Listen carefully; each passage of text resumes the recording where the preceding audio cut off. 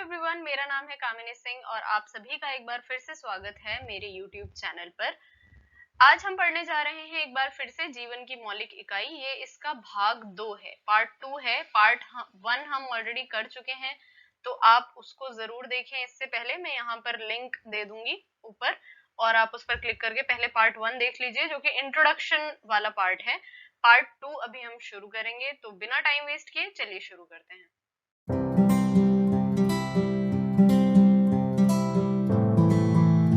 पिछले भाग में हमने देखा था कि जीवन की मौलिक इकाई को कोशिका का नाम दिया गया और इसकी किस प्रकार खोज हुई थी, किसने इसकी खोज की थी, इन सभी चीजों के बारे में हम पिछले भाग में पढ़ चुके हैं। इस भाग में हम कोशिका की संरचना के बारे में बात करेंगे कि कोशिका के मुख्य हिस्से कौन कौन से हैं।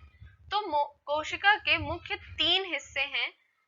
सबसे पहला है कोशिका झिल्ली, केंद्रक और कोशिका द्रव्य। पिछले भाग में हमने ये भी देखा था कि कोशिका भिन्न प्रकार की होती हैं, उनके आकार अलग अलग हो सकते हैं, परंतु हर एक प्रकार की कोशिका में ये 3 हिस्से जरूर पाए जाएंगे। कोशिका झिल्ली, ये जो बाहरी आवरण आप कोशिका का देख रहे हैं, ये कोशिका झिल्ली कहलाती है। अभी हम इसके बारे में और विस्तार में पढ़ेंगे आज इस वीडियो में, कोशिका झिल्ली के बारे में। केंद्रक, जो आपको बीच में ये काले कलर का हिस्सा दिखाई दे रहा है, काले रंग का हिस्सा दिखाई दे रहा है, ये केंद्रक है। ये कोशिका का मुख्य भाग होता है जो कि निर्धारित करता है कि कोशिका के अंदर क्या क्या चीजें होंगी।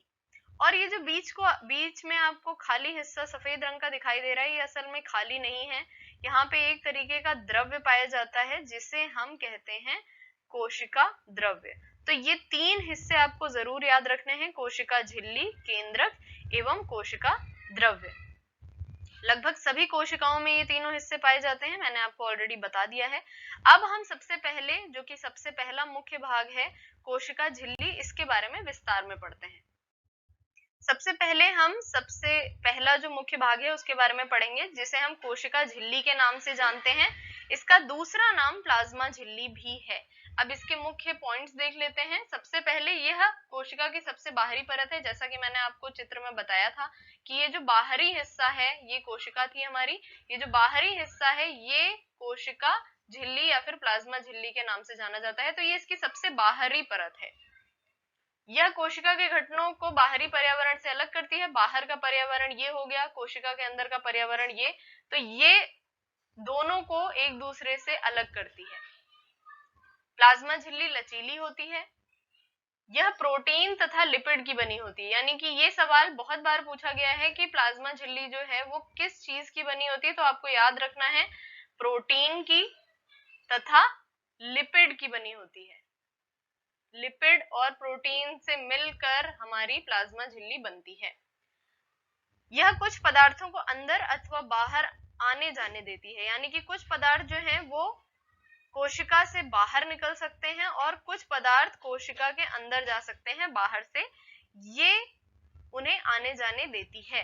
कोशिका को इसलिए वर्णात्मक पारगम्य झिल्ली कहा जाता है, यानी कि कोशिका झिल्ली जो है उसका दूसरा नाम वर्णात्मक पारगम्य झिल्ली भी है। अब ये सवाल पूछ सकते हैं कि इसे ये क्यों कहा जाता है, तो आपको जवाब में लिखना है क्योंकि यह कुछ पदार्थों को अंदर अथवा कुछ पदार्थों को बाहर आने जाने देती है।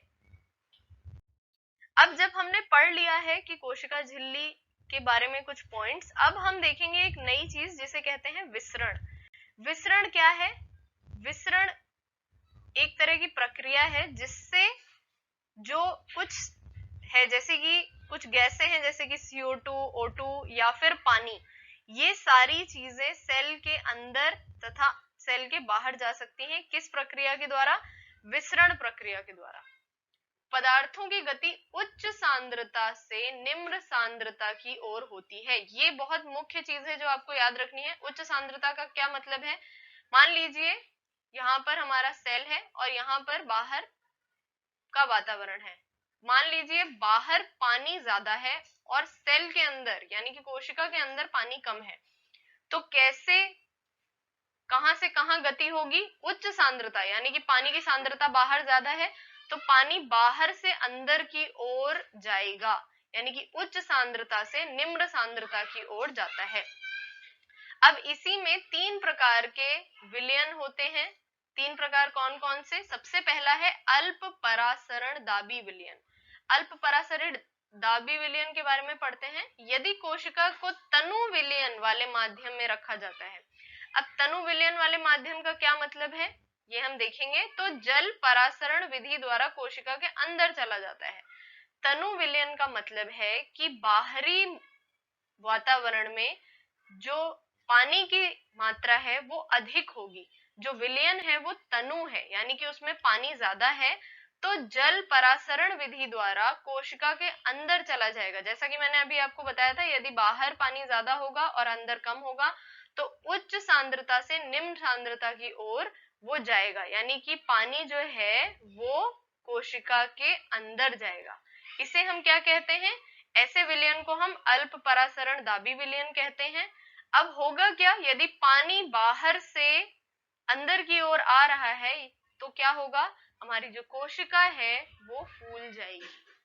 समझ में आ गया आई होप आप सभी को। फिर से एक बार देख लेते हैं। यदि पानी की सांद्रता बाहर ज्यादा होगी, तनु विलयन में हमारी कोशिका रखी होगी, तो जो पानी है वो बाहर से अंदर की ओर गति करेगा, और यदि अंदर की ओर गति करेगा तो हमारा सेल फूल जाएगा। दूसरे तरह का विलयन है समपरासारी विलयन। अभी हमने देखा था अल्प परासारी विलयन, अब हम देख रहे हैं समपरासारी विलयन।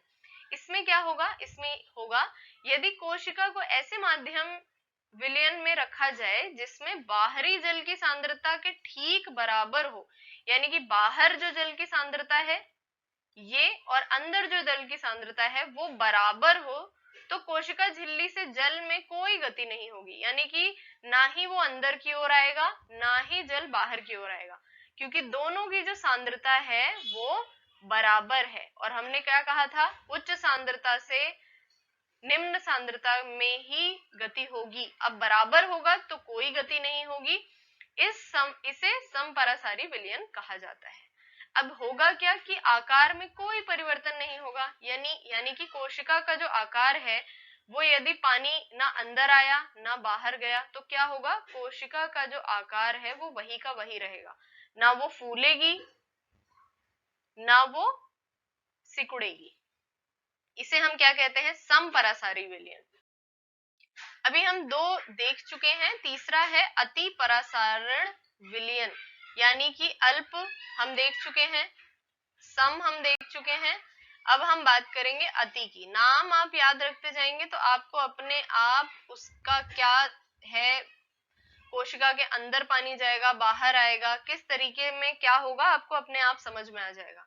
इसमें क्या होता है, यदि मान लीजिए कोशिका के अंदर ज्यादा पानी है, ठीक है, कोशिका के अंदर जो विलयन है वो तनु है और जो बाहर का है उसमें कम पानी है, तो अंदर से बाहर की ओर पानी गति करेगा। यानी कि कोशिका में क्या होगा? कोशिका में होगा कि यदि कोशिका फूली हुई है उससे बाहर पानी आ रहा है तो कोशिका जो है वो सिकुड़ जाएगी, क्योंकि पानी बाहर आ चुका है तो कोशिका सिकुड़ जाएगी। यही लिखा हुआ है यहाँ पर।